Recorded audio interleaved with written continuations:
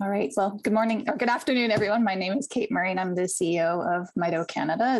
It's a pleasure to be joining you this afternoon and to share a few words with you. A little bit about MitoCanada. For 11 years, our organization has worked tirelessly to help support and protect Canadians living with or at risk of developing mitochondrial disease. And we're dedicated to creating a world where all lives are powered by healthy mitochondria. And we use our collective energy to reduce the devastating impacts of mitochondrial disease and support those on their journey, whether they be patients, families, or caregivers.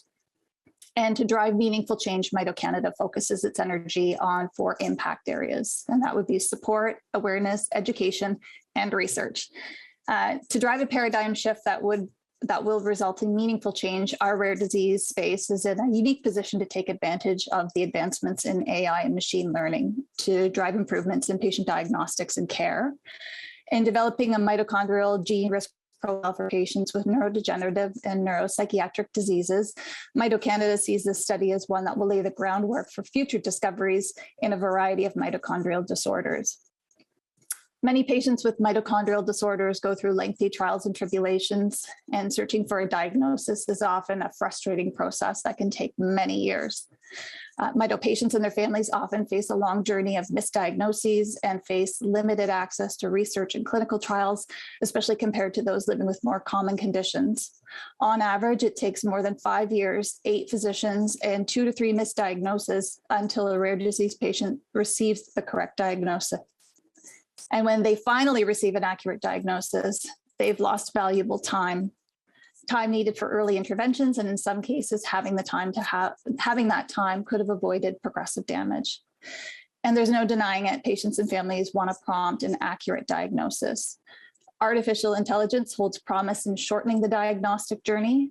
It offers hope for a faster, more accurate diagnosis and an improvement in quality of life for those affected.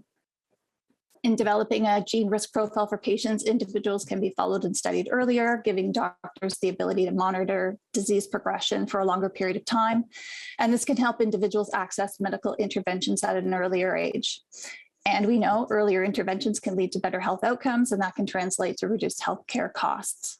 Supporting a study to develop a mitochondrial gene risk profile for patients is a valuable investment.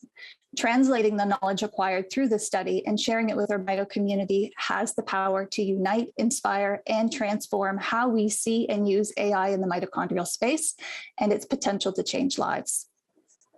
Groundbreaking research is key to preventing the devastating onset of mitochondrial disease and improving the lives of those already afflicted.